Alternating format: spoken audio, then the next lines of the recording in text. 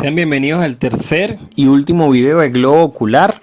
Ya hablamos de las tres capas del globo ocular en los videos anteriores. Ahora vamos a hablar de los medios de refracción de la misma.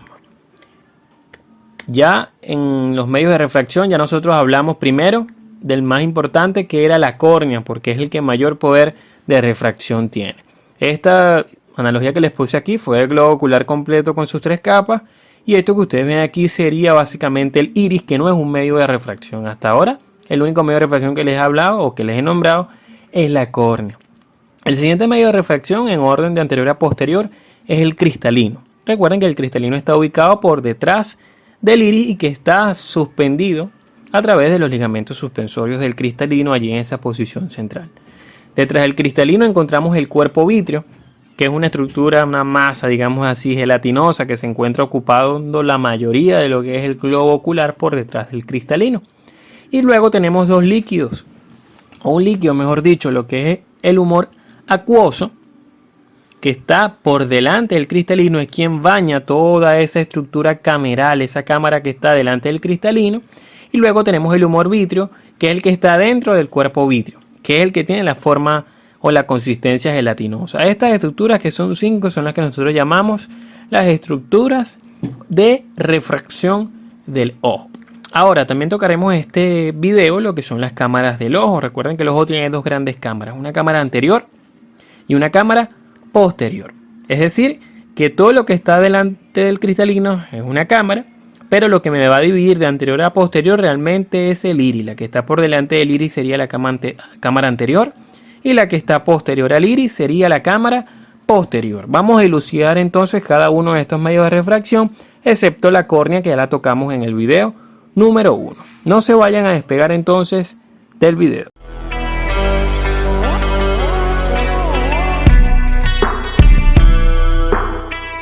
Te invito a suscribirte. Aquí en la esquina inferior derecha dale clic.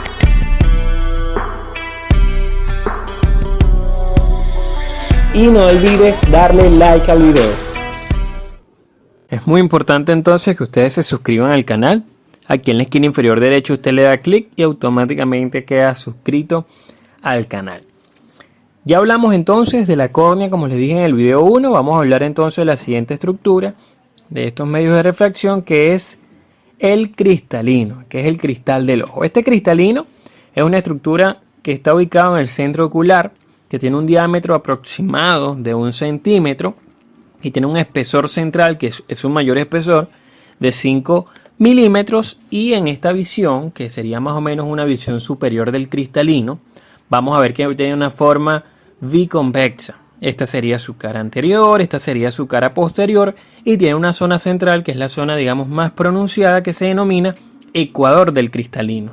Él tiene un color bastante transparente, pero a medida que nosotros vamos creciendo, ya cuando se pasan los 35 o 40 años, se va poniendo cada vez más amarillento. Y a medida que avanza el tiempo, se va poniendo aún más amarillento.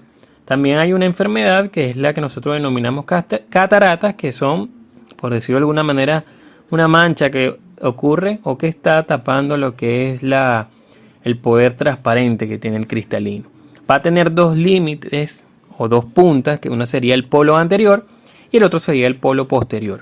Si hacemos un corte histológico, vemos que por fuera ya está recubierta por una cápsula.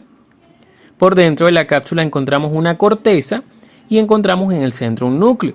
Al contrario de lo que nosotros pensaríamos, él se va haciendo más bien cada vez más duro mientras más al núcleo se acerca. De hecho, lo más duro del cristalino es el núcleo, y a medida que se va yendo hacia la periferia, hacia la corteza, se va haciendo cada vez más suave.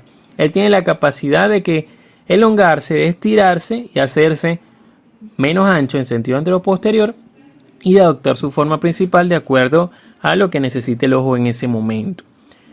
Vamos a pasar ahora a hablar de lo que es la cara anterior del cristalino. La distancia que hay entre la cara anterior del cristalino y lo que es la cara posterior de la córnea es de 2 a 2.5 milímetros. Si vemos la distancia que hay entre la cara posterior del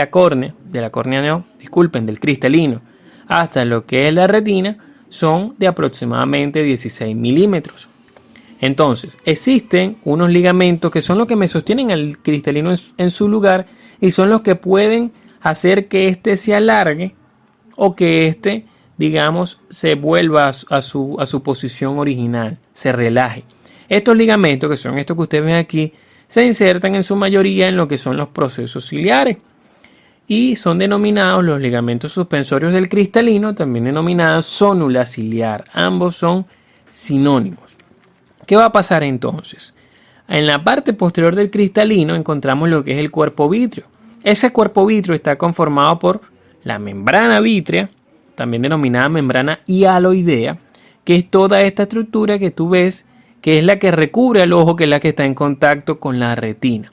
Esa es la que se llama la membrana hialoidea. Y adentro de ella está el líquido, que es el humor vítreo. Ese humor vítreo tiene una consistencia muy parecida al humor acuoso, que es el que está en las cámaras del ojo, pero esta es mucho más rica en polisacárido, pero especialmente rica en una sustancia denominada ácido hialurónico.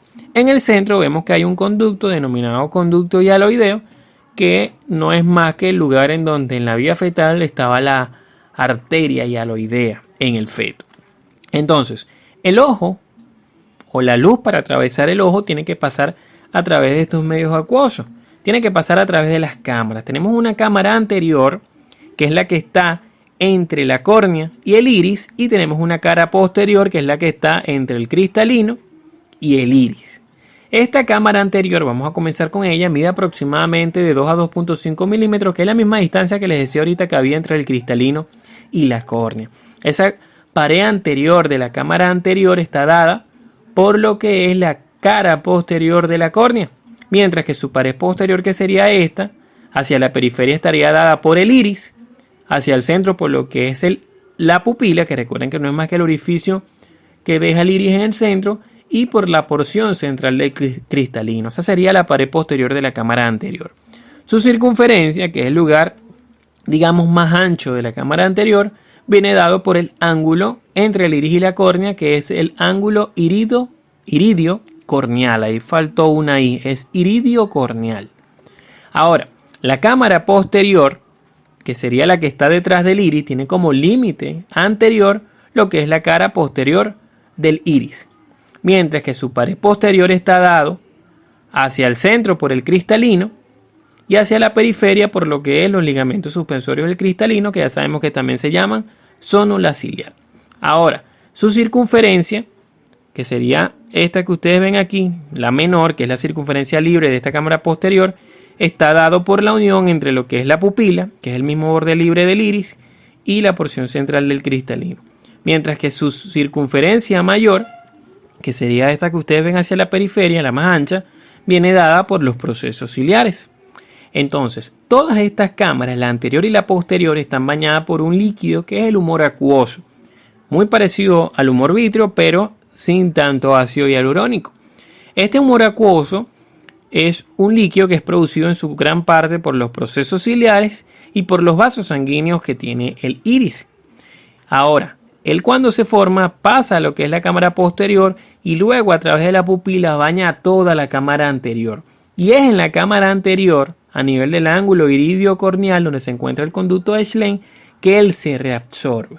Por eso es que si yo o llegara a ocurrir una sobreproducción de humor acuoso o llegara a ocurrir una falta en la reabsorción del mismo en el conducto de Schlenk, aumentaría la presión dentro del ojo. La presión normal intraocular es de 5 a 21 milímetros de mercurio. En promedio se dice que es 15. Entonces, cuando esta presión aumenta es cuando ocurre la patología denominada glaucoma. Este fue entonces todo el video de medios de refracción. Espero haya sido de su agrado. No olviden suscribirse en el circulito que te sale aquí. Dale like al video si te gustó. Los invito a que vean los videos anteriores de ojo para que puedan entender bien lo que es esta anatomía del globo ocular y también los videos de glándulas lacrimales y el video de órbita ósea, que también está en mi canal.